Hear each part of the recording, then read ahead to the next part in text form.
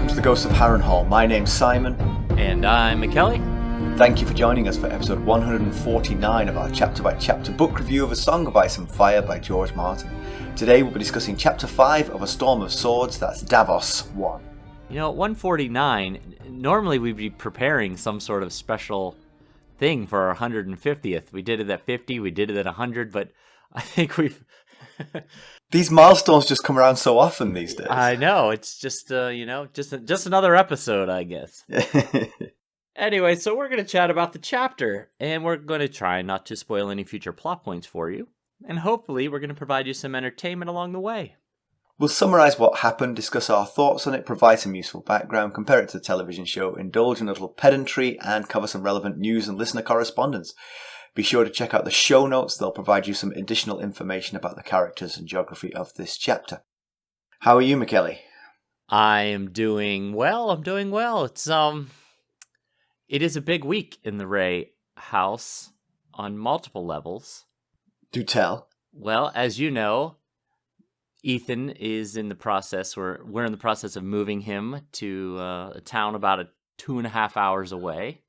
I have to confess, that process has taken so long that I've entirely lost track of it. It feels like he moved 2.5 weeks ago. I don't know how it has taken this long. It's like, I'm imagining you're in like some kind of like caravan, like the like Cersei and Robert heading to the Winterfell. Yeah. Well, he signed his lease like about a month ago, but he doesn't move in. He officially moved in on Thursday, and we weren't planning on moving down.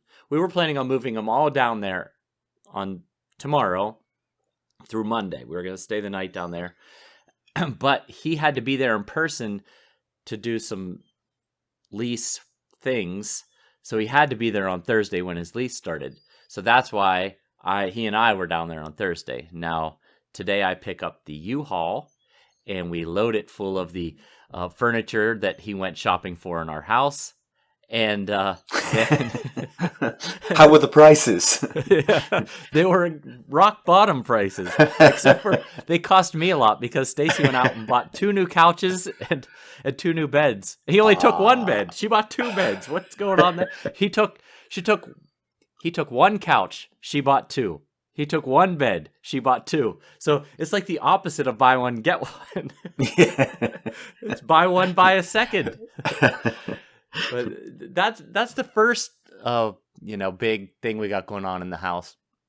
But the other thing we have going on is Molly got her driver's license on Wednesday. Oh my goodness! I know. I remember when she was just a twinkle in your eye. That's right. We were office mates when Stacy and I decided we were going to go for 2, and she got her license on Wednesday, and so. Much like Ethan's first solo drive, I watched her go down the driveway and turn onto our street to go up to the main road. Yeah. And I basically was like running behind out in the road directing traffic.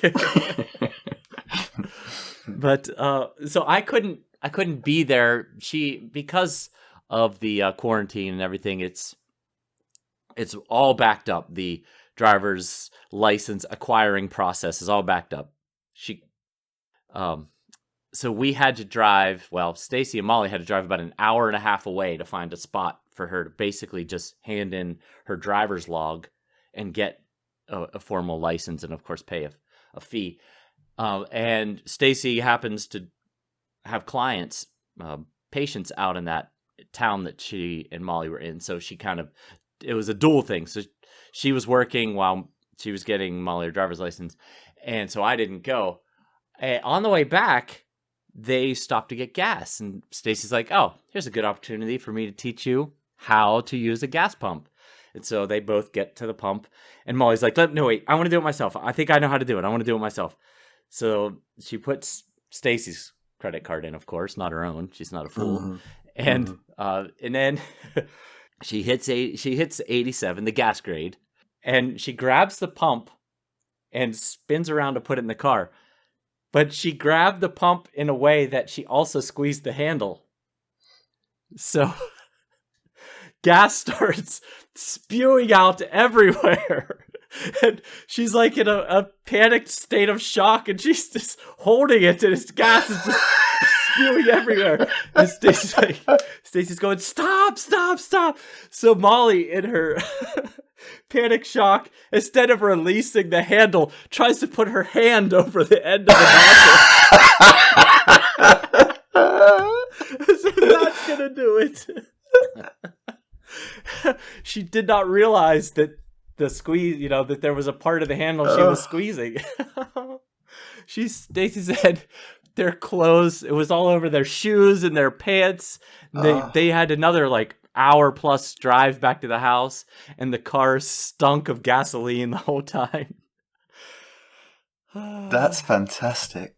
Yeah, so, Poor Molly. Maybe for the 150th, we should get Molly on video again and laugh at her about that. Yeah, she was there for her 50th. So, yes, big week. And Molly has hopefully learned her lesson about how to not use a gas pump. Honestly, I didn't think there was a lesson to learn, but I stand corrected.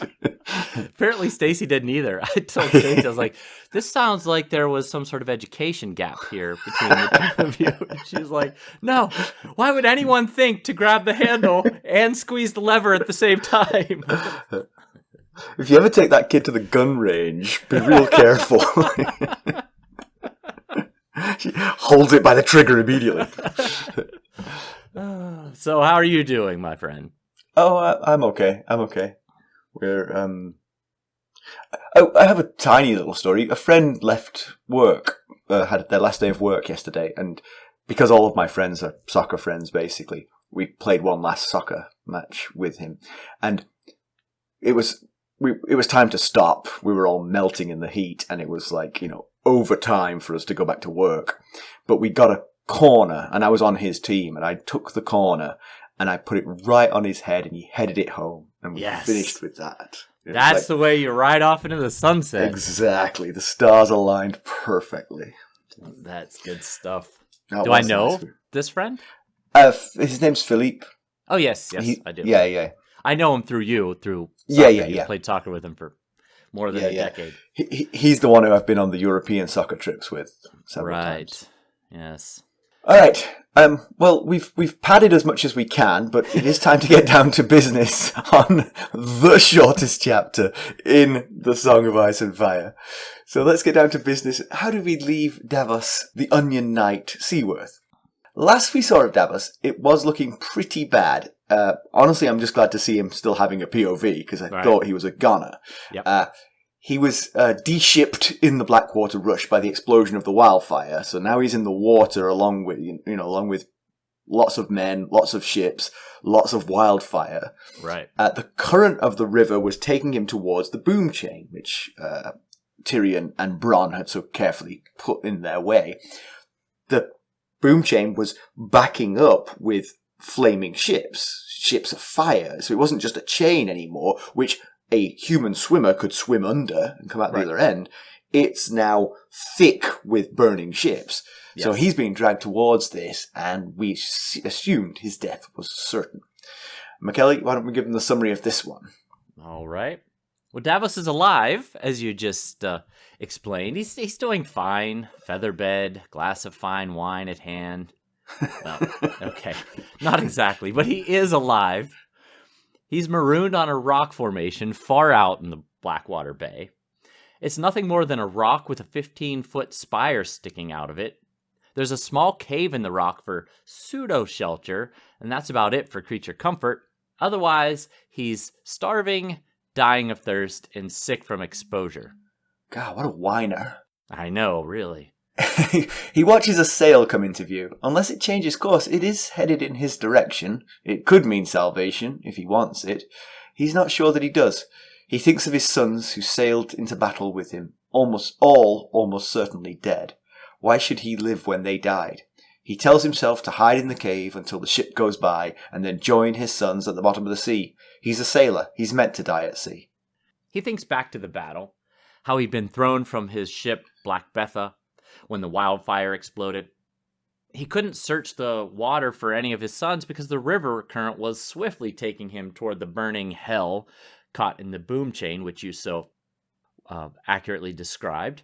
His first thought was to just let it do that and be done with it. Instead, he dove deep under the surface and swam for the far side of the chain in the relative calm of the open bay. But he ran out of air and passed out before surfacing. When he woke, he was on his rock, and there he stayed ever since. Watching the sail grow larger, he reaches for his lucky pouch of finger bones he wears around his neck. That's gone too. He feels that the fire on the Blackwater took everything, and he prays to the mother for mercy. He believes he hears her reply, "You burned us." Davos responds that it was the red woman Melisandre who burned the mother. She came from Ashai to Dragonstone and won Queen Selyse over along with her queen's men in the name of R'hllor. Then she won King Stannis himself. It was then that she burned the statues of the Seven from the Sept of Dragonstone, and later the Godswood at Storm's End, including the weirwood heart tree. It was her work, but also his. He rode her into Storm's End, rode R-O-W-E-D. He rode under her banner, rode R-O-D-E. He did nothing when she burned the statues, or even when she killed poor old Maester Crescent. It's with that thought that he begins to climb the spire on his rock. I'm disappointed you spelled those words, because I think it would have been fun to imagine him on her back going into Storm's End. And randomly rowing on his horse. It's a dangerous climb, but now he feels he must not die. Not yet. There is something he has to do first. He successfully hails the ship, which sends a small galley to rescue him. A man on the ship asks which king Davos serves. For a moment, he's concerned it could be one of Joffrey's, but it has the striped hull of a Lyseni ship of his friend Salador San. "King Stannis," is Davos' reply. "Aye, and so do we. He still has a king, and he has other living sons and a wife. All reasons to live." Yeah. Well, I mean, it's great that Davos is alive, but there's not a lot to go on here.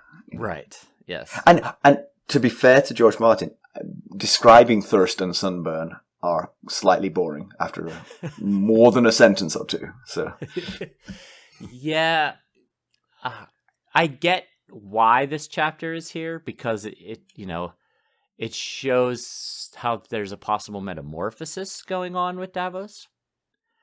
That yeah. The other thing I think there's a sort of like coming back together of the timelines. I think that's part of this as well. We've come back to King's Landing because the preface to this book mentioned that the timelines were slightly out, and I think now we're sort of re-establishing the timeline. This is now the present. So what you see away from King's Landing now corresponds with this. Yes, that makes sense. Yeah. This chapter, like you said, the previous chapters, there has been a lot of catching up, a lot of reminding us about what has happened at the end of Clash of Kings. And this one, more so than any other, pretty much just functions as a reminder of what Davos was up to the last we saw him. We got heavy descriptions of the battle, just to remind us what happened from his perspective, because we've also had Tyrion's perspective and Sansa's perspective, how things went wrong and how much he personally lost in the Battle of the Blackwater. And, I have enough trouble remembering what we read just a few months ago in the last Davos chapter, which I did look up. It has been a while since Davos 3. That was chapter 58 of A Clash of Kings, which we released on March 7th. So we recorded it even, before that. Yeah. So we're in mid-July now, so it's been over 4 months. Anyway, but these books have been out for a long time. So to the reader who was coming from Clash of Kings, who was reading as they were released, yes, that book was released in November of 98, and Storm of Swords came out in August of 2000. So, it had been quite a while for them too. So not exactly 11 years. George Martin's maybe Winds of Winter is taking so long because he's basically having to retell the whole story to this point. I was going to say, the poor people who had to wait 2 years for the next book, how they suffered. Yeah, exactly. But, a lot has happened in King's Landing since we saw Davos. This was his chapter was the kickoff to the Battle of the Blackwater. Yeah. And, it was his chapter, that kickoff from the sea perspective was a very intense, confusing time on the Blackwater for both Davos and us. So it's probably good to get a little refresher of what exactly happened there again. Yeah. Who did you lose? All your sons? Oh, goodness. So the reason he's not dead already, well, I mean, there's several reasons, but the reason he hasn't died of thirst is because that rain collects in little rock pools on the rock that he's on, and he's been able to drink from those, but they've been dry for a few days now, so he's reaching sort of like a level of delirium, waiting for death or rescue.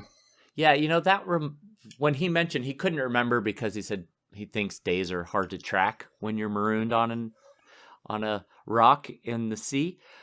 But he thinks it was probably 3 to 4 days. I got to thinking, how long has he been out there? Yeah. And I remembered Tywin telling Tyrion that Tyrion had been out of danger of dying for at least a fortnight. So Black Betha sunk at least no shorter time ago than that, because it was one of the first things that happened. We saw Tyrion watching the wildfire explode. He was fine. That was the day he got hurt. Likely the same day that Davos, was marooned. So it's been at minimum 2 weeks, if not likely longer, because we don't know exactly how long Tyrion was in peril of dying for, but he's been out of danger for 2 weeks. Yeah. So. Yeah, I mean, you're going to be close to death at this point. There's no two ways about it. This is without food and water and shelter. You don't survive very much longer than this. So he feels a lot of guilt, particularly because he's lost children. I mean, it seems he's lost at least 4 of his sons in this battle, and possibly 5, and they were in this battle because of his devotion to Stannis. So that's sort of exacerbates the guilt. Exactly. Yes, that losing a child is obviously a parent's worst nightmare. Losing possibly most of your children because of an action you took. Yeah. It's not direct, but no.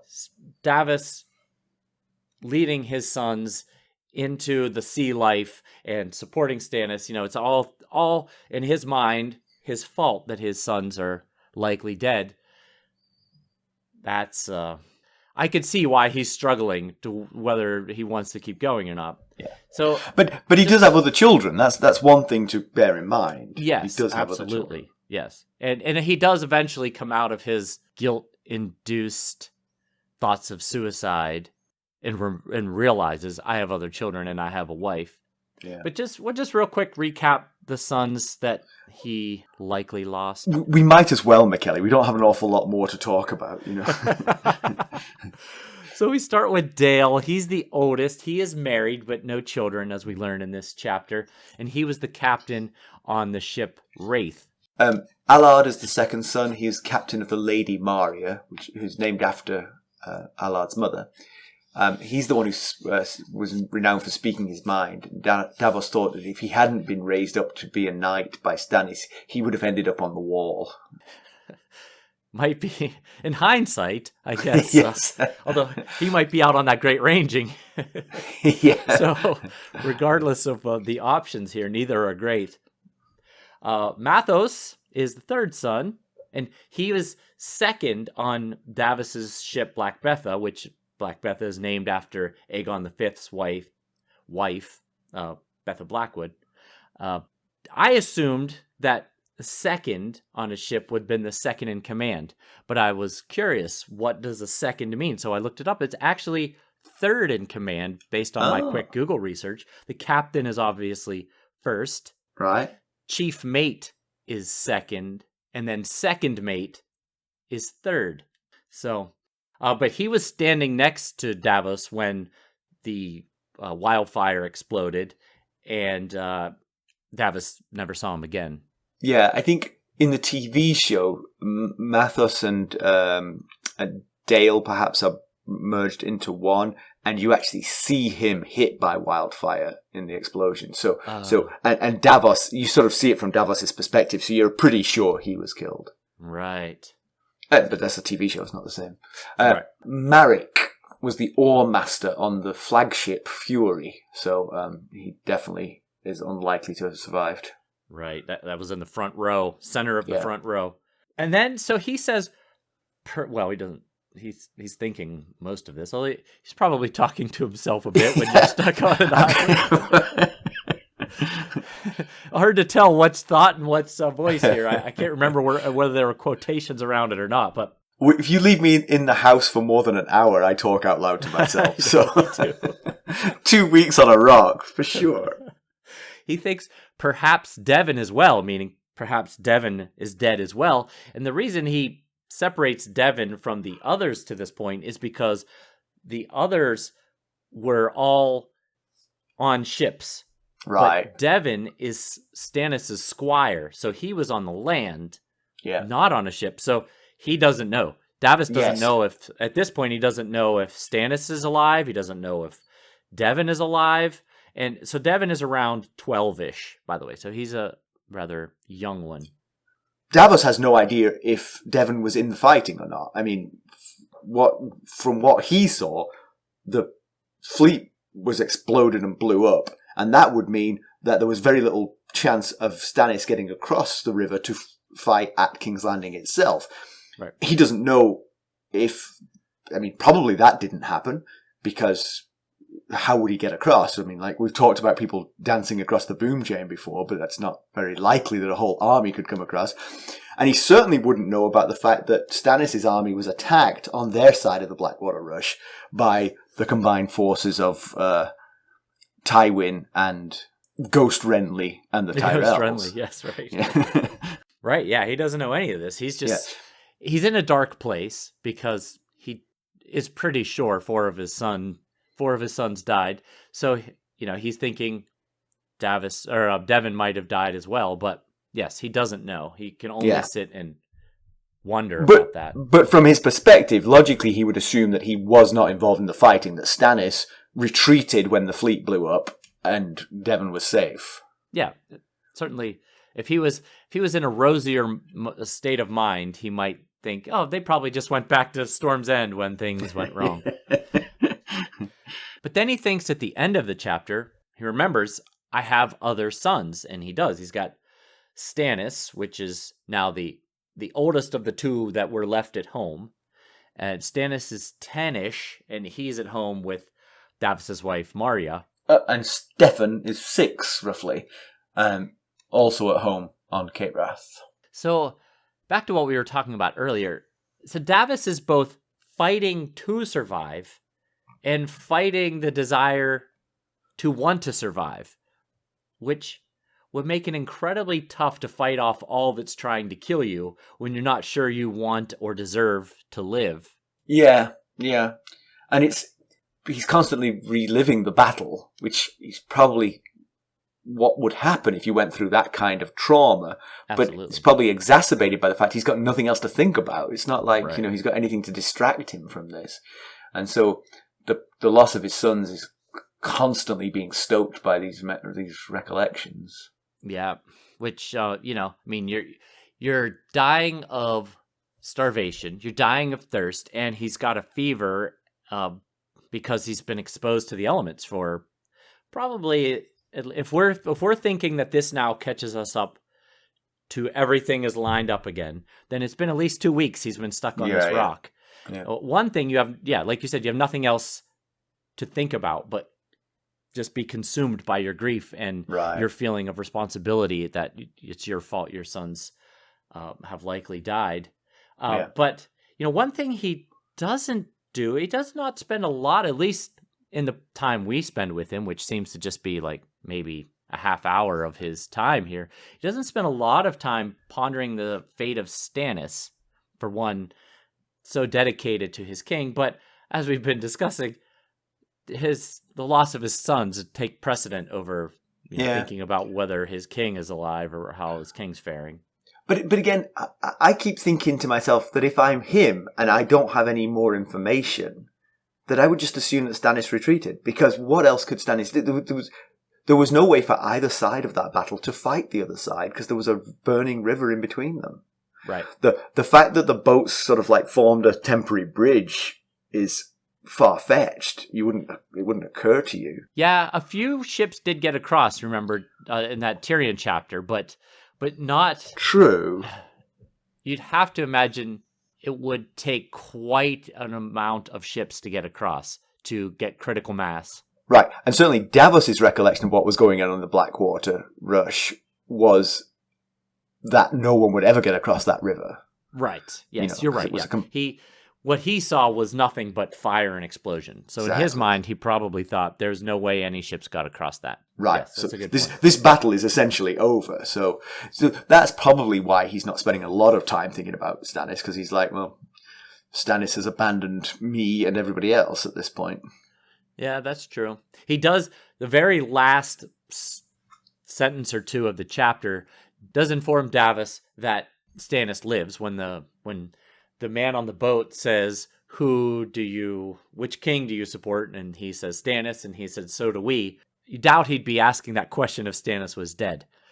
So. Oh, well, he might ask the question if Stannis was dead. He wouldn't say, so do we. He would say, so did we. Yes, good point. Yes, that's the difference there. But it also possibly gives him some reassurance that maybe Devon survived as well. If the king survived, a squire might also have likely survived. Yeah.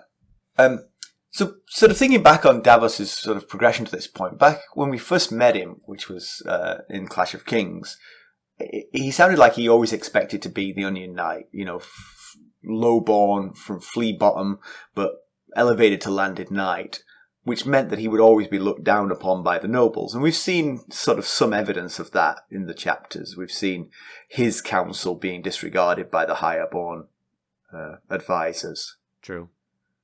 You wonder how much of it, we've discussed that before, how much of it is in his head and how much of it is reality. It's probably a mixture of both. Yeah, but the one thing about that I would say is that he always feels like when his perception is that the highborns are snickering at him, ignoring him, but Stannis never does. Now, maybe that's just him being biased towards Stannis, but maybe that is evidence that he is actually seeing a real thing happening. Because if it was all the highborn people treat me as a second-class citizen, he would feel it from Stannis too. Yes, that's a good point. Yeah, that's solid, very possible. But you also imagine that he hoped that, we may have talked about this in Davos 1, I can't remember, so it was quite a while ago, but you have to imagine that he hoped that someday, maybe in his children or grandchildren's lifetime, that everyone would forget the meager beginnings of House Seaworth, and they would be treated like any other noble, and that it's not unheard of. There's plenty of examples of houses that had meager beginnings. I mean, House Baelish, Peter's great-grandfather was a Bravasi sellsword. And right. no one remember. I mean, they call him Littlefinger because he's from the Fingers, which is kind of a little place in the middle of nowhere.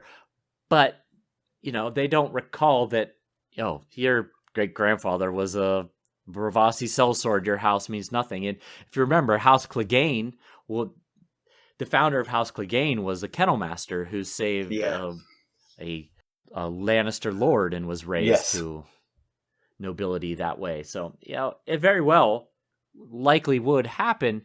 And so you'd have to figure he assumed that the side glances and cold shoulders and being disregarded would pay off someday in the future through his sons. Yes, that they wouldn't face that same thing, that they would be treated as nobles, Right, yeah. Yes.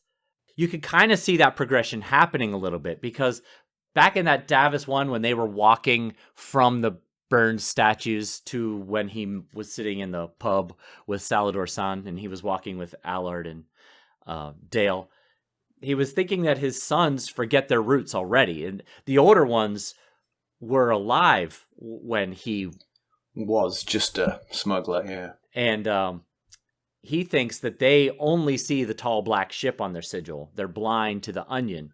So, they're already thinking of themselves as part of nobility. But that's a strange thought from Davos, because surely he wants that. That's what he wants for them. He wants them to act like they belong in this company. Yes. And in actual fact, he shouldn't have put the onion on his sigil, because that's going to be a constant reminder in the future. Yeah, you'd have to. You could possibly imagine that a few years after Davos is gone, his sons are just like cutting the onion out of the. Give me that stitch cutter. In very much the same way the Tailors of King's Landing are sewing that surprising lion into the Baratheon sigil. Yes. But now it's, his dream of this house being taken seriously as nobility has been heavily compromised in one battle with the loss of 4 of his sons. Yeah. So Davos always felt that the bones that he kept in the pouch were lucky and brought, they were the sign that his family was going to be something more, because when he lost his fingers, he gained his knighthood and his elevated status. But now they are gone, along with most of his family. So it's a sort of metaphorical as well as a literal setback.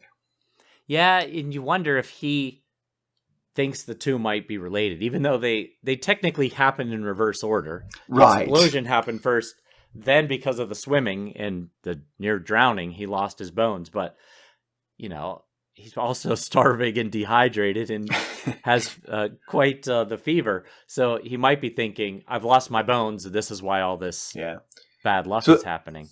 As a reminder, he was given the knighthood and lands as a reward for running through the red wine blockade during the siege of Storm's End.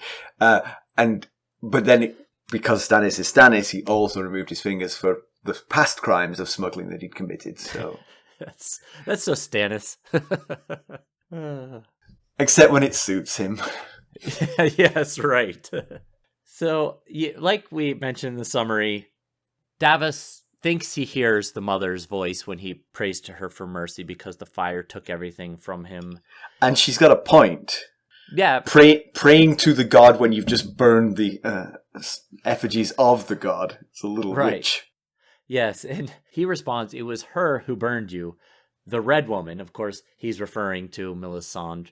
And, that was from Davos 1. So he kind of insinuates that Melisandre is to blame for the decimation on the Blackwater of Stannis' fleet, but it wasn't her idea to not be present there.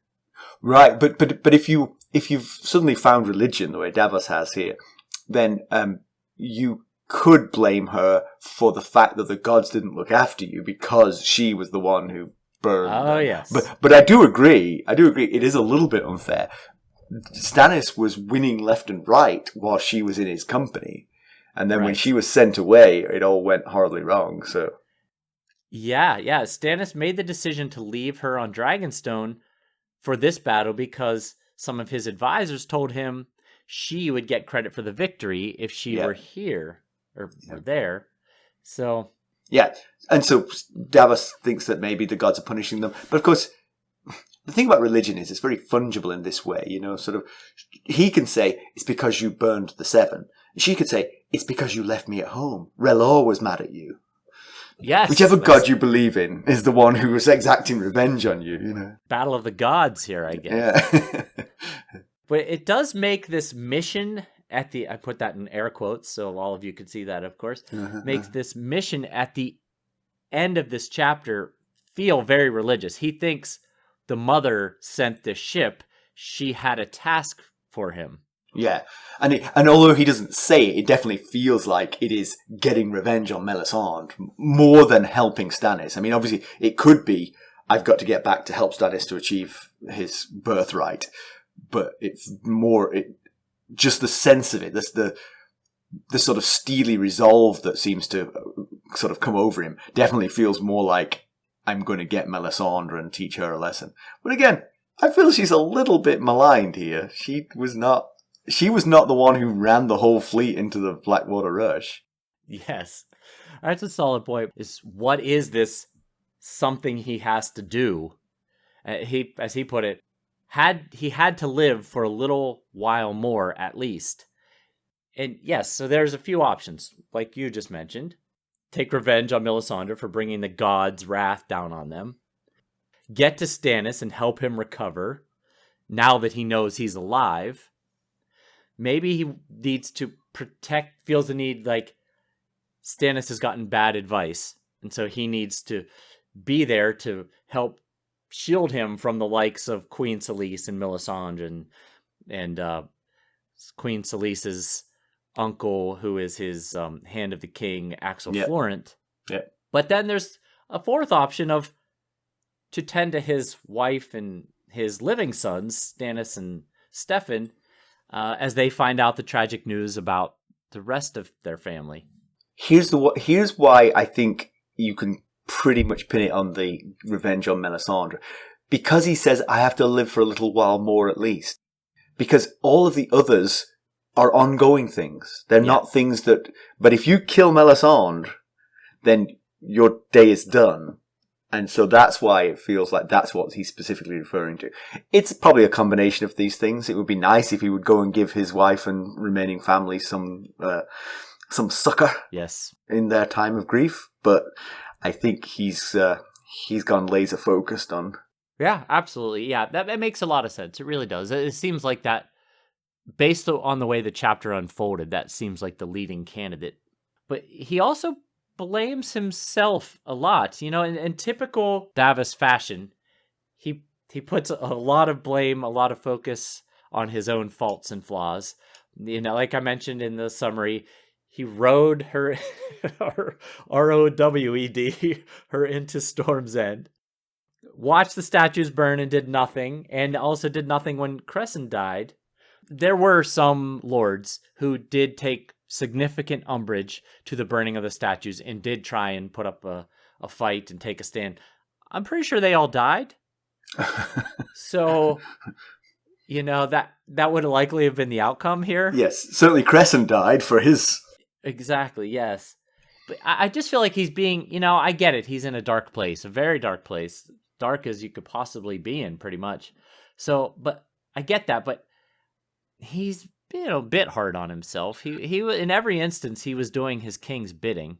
Yeah, that's the thing. When you follow a king as ardently as Stannis does, then you've made that decision. All the decisions from that point onwards are to follow the king. And if the king does things that you later think were bad ideas, well, you've got the get out of jail card of, I said I would follow that king, you know? Yeah. If you're not so ardent, if you're a little bit more nimble with your morals, then yes, it's on you for not taking a stand when you had the opportunity to. Right. Davos is 100% Team Stannis, and so Stannis can do no wrong. Yeah. Maybe that's what he's regretting now. Right. I was just going to say, I wonder if that might change, if he might be a little more choosy about how ardently he follows Stannis because of this blunder here. It's funny because at the same time he speaks the truth to Stannis more than his other counselors do. Yes. But Stannis is so inflexible that he sort of appreciates it and then completely ignores it. True. So that is a very solid point right there. But so Stannis embraced Melisandre because he said to Davos, he's one of the 4 kings in the realm right now, but he has the smallest army, and she was going to be his secret weapon. So maybe once he got the larger army that was his army combined with a large portion of Renly's army, that he didn't want to rely on her like he did prior. And that's why he was maybe trying to distance himself. He was still flying the sigil that had the flaming heart on it. So, you know, not completely disengaged from her, but maybe he was trying to pull back a little bit because he now had the army and he didn't need her as much.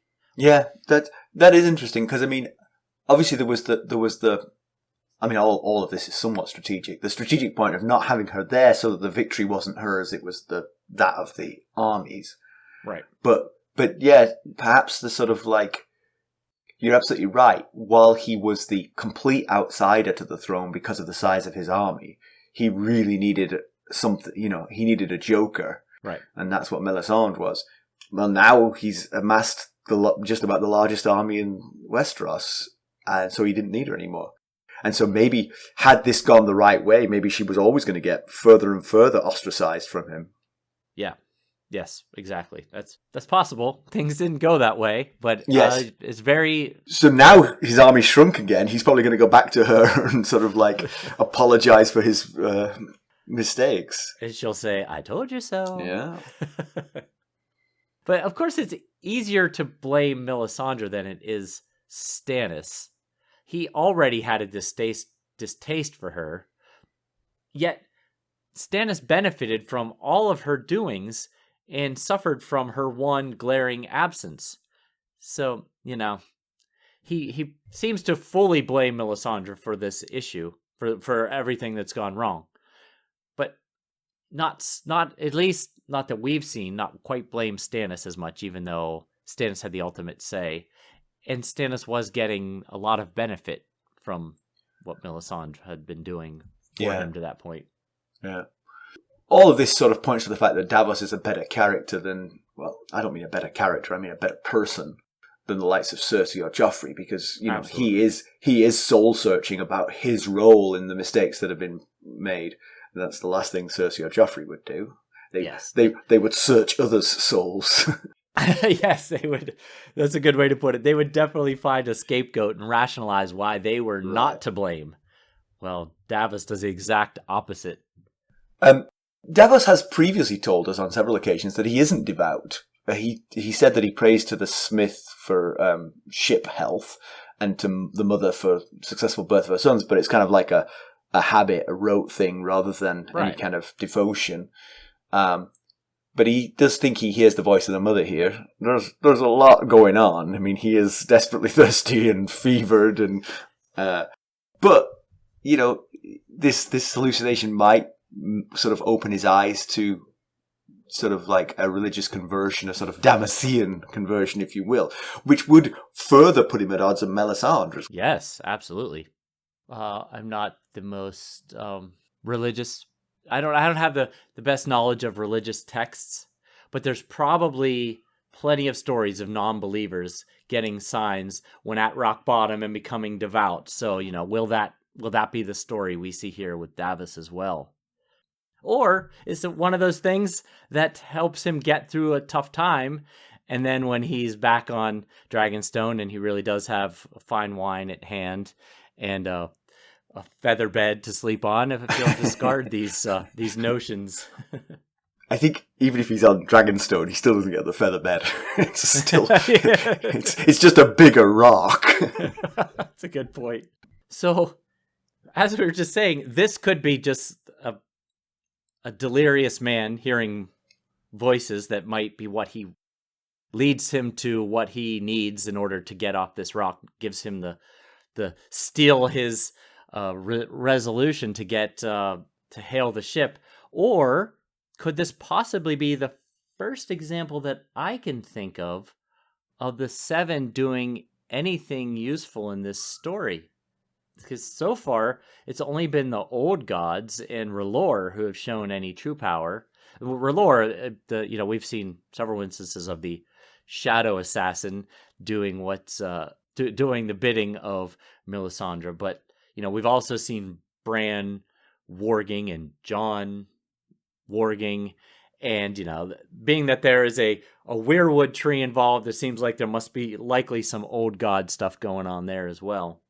Yeah, I gotta say, the Seven Gods are really not stepping up in the same way that the others are. I mean, basically, 3 words to a fevered man. You burned us. A ship that wanders by. I mean, come on. Yeah. This could have happened without any divine intervention. I mean, I guess, it felt like it was related to his prayers, but yeah. At least he felt it was that way. Yeah. Yes, you make very logical explanations of the whole thing there. The unlikelihood of the ship coming so close to those spires that he knows that ships steer clear of, I guess could add some feeling of divine intervention here. Okay. So the little rescue boat that comes from the big Lycene ship, the man on it asks him who he is, And Davos says, I'm a captain. I'm a knight. I'm a knight.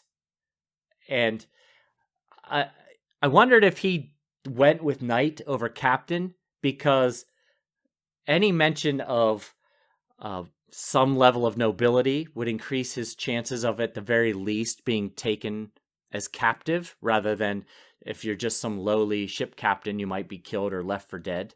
Oh, I see. Yeah.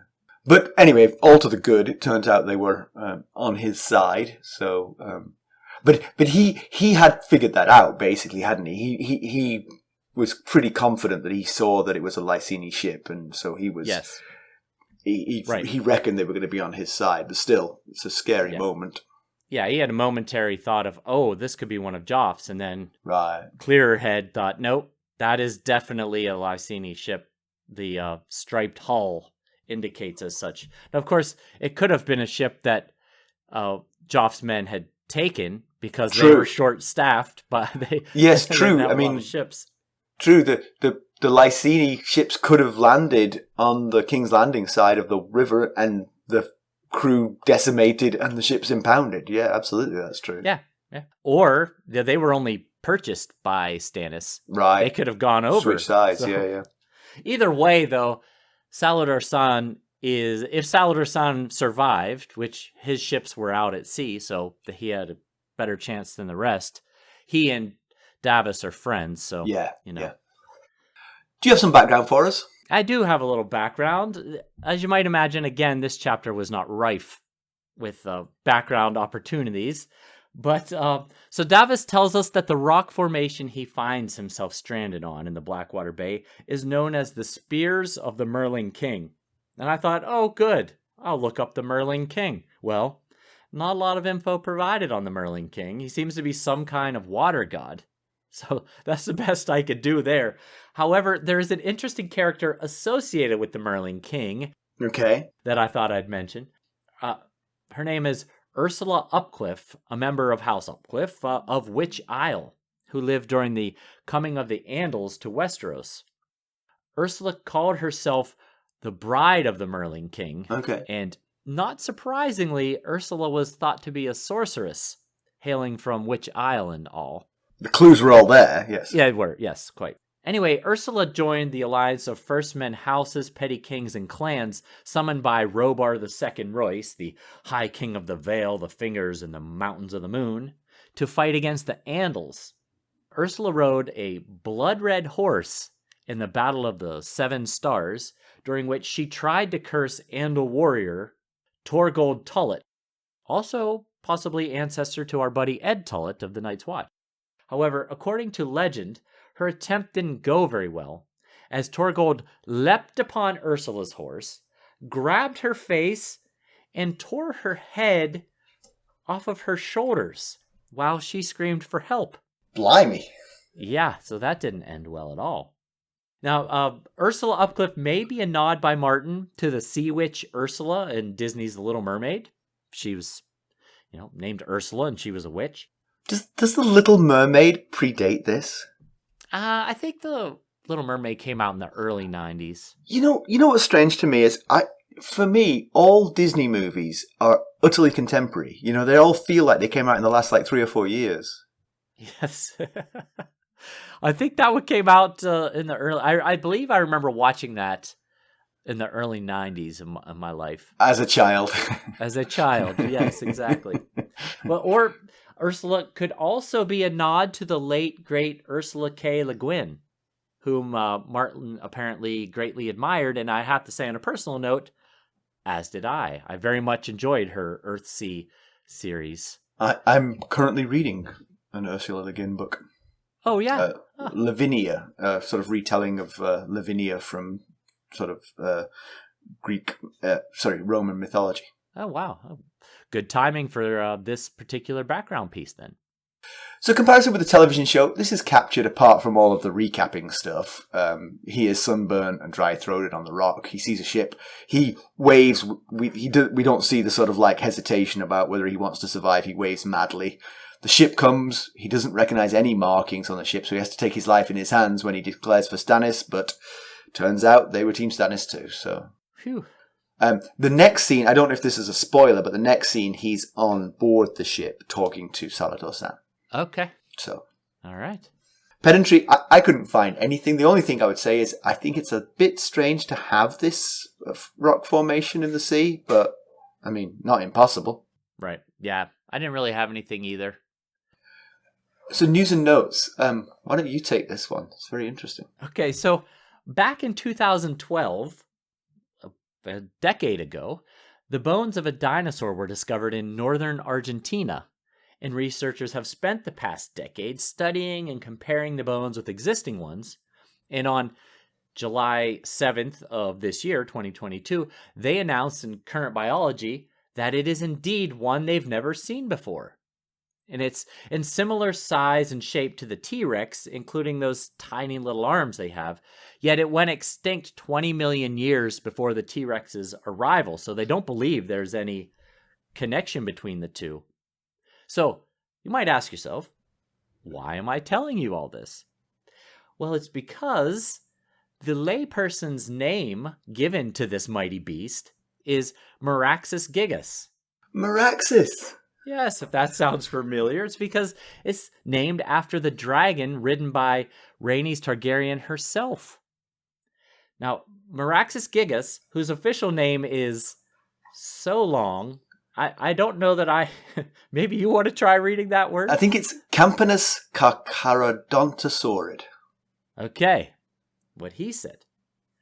And so I'm just going to say Meraxus gigas was no small fry, weighing in at what they believe to be 9,398 pounds or 4,236 kilograms. I'll let Simon do the stone conversion if that's required. Badly. I'm not sure how they get such a specific number. I mean, they're just weighing the bones. So you'd think they would say somewhere around 9,400, 9,500. They got it down to the 300 to the pound. 9,398 pounds. That's very specific. I think that the next thing you're going to say is even more comically specific. So gigas is derived from the Latin word for giant. And not that part, the next not that part, yes. And of course, it does seem to be quite giant at almost 10,000 pounds and almost 4,300 kilograms. Anyway, Meraxus gigas was also, this particular one was also no spring chicken. The researchers think it could have been as old as 53 years when it died, which, yes, is a rather specific number again. He had a birthday card under his arm. Could not have been 54.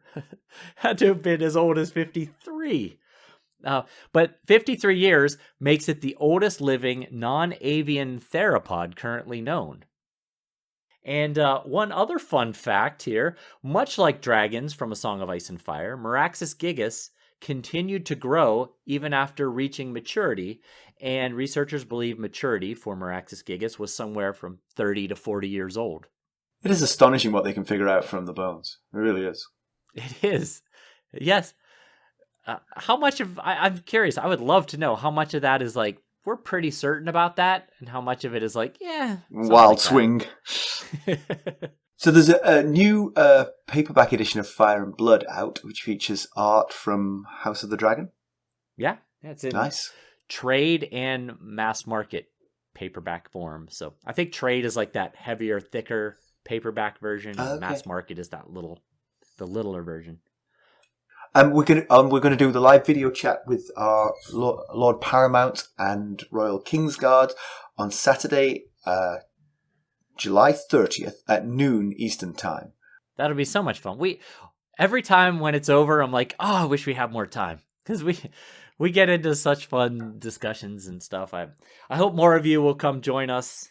It's a lot of fun, and also things I hope for is I'd love to have some new 5-star reviews to read. So you write them, we'll read them.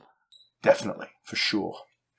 All right, let's conclude this one. So Davos is saved, and by his own side, thankfully. It wasn't one of Joffrey's men that dragged him off the rock, so that's lucky. Yes. Yeah, he could have been saved by the wrong side, and that wouldn't be so great. Yeah, It's really good to. I mean, of course, I knew that Davos was going to be saved, but it's really great because he's a really good POV. Oh, for sure, yeah. And hopefully we're going to get some inside scoop on what Stannis is up to since losing his battle, because Davos was the only POV connection we had to Stannis. It'll be interesting to find out what Stannis is up to. Will he have apologized to Melisandre for not trusting her? Will he have disowned her for letting him down? Right. We shall see. Yeah, exactly. It'll be good to see. Hopefully we'll get that. Hopefully he gets back to Dragonstone in one piece, meaning Davos and Stannis. Hope they both get back to Dragonstone in one piece, I guess. And Devon too. Yes, exactly. But, despite the hardship that Davos is dealing with here, he's still the same old, self-deprecating, unnecessarily hard on himself Davos that we know and love. Yes, for sure. He has a thought. It goes something like, so many braver knights and lords died, better than me and highborn. That's such a typical Davos thing to think. Yeah. Has he found religion? He definitely thinks he heard the mother, but I think he's also rational enough to know that he was in a weird state when he heard the voice. Right. Yeah, we'll have to see. I mean, either he thinks he's been spoken to by the mother, and that's going to have a profound impact on him, as it might to someone who just believes they've just been talked to by a god, or that's just his brain rationalizing what it needs to do in order to help him hail that ship and get off that rock. Yeah. Survivor's instinct, if you will. Yeah. And so the big question sort of over this is what did give Davos that inspiration to live? Definitely feels like he's got a task in mind, possibly heaven sent by the mother, or and possibly of various natures, including looking after his family, helping Stannis, or helping Stannis by removing Melisandre. Yep. Could be any or all of those, possibly. So as we mentioned earlier, it'd be great if you could go out and leave us a review. We'd appreciate that. You can buy merchandise at ghostsofharrenhal.threadless.com. You can buy us an Arbor Gold at buymeacoffee.com/ghostsharrenhal. Become a sustainer at the Lord Paramount or Knight of the Realm level. We would be greatly appreciative of that. Absolutely, we sure would. And of course, you can always reach us at ghost.harrenhal@gmail.com, which is, of course, our preferred way for you to communicate with us if you have any sort of gripe about the show or anything you want to take up. But you can also follow us on Twitter at @GhostHarrenhal. We are also on Facebook, Instagram, Discord, and YouTube. Thanks for listening. Thanks. Bye. Bye.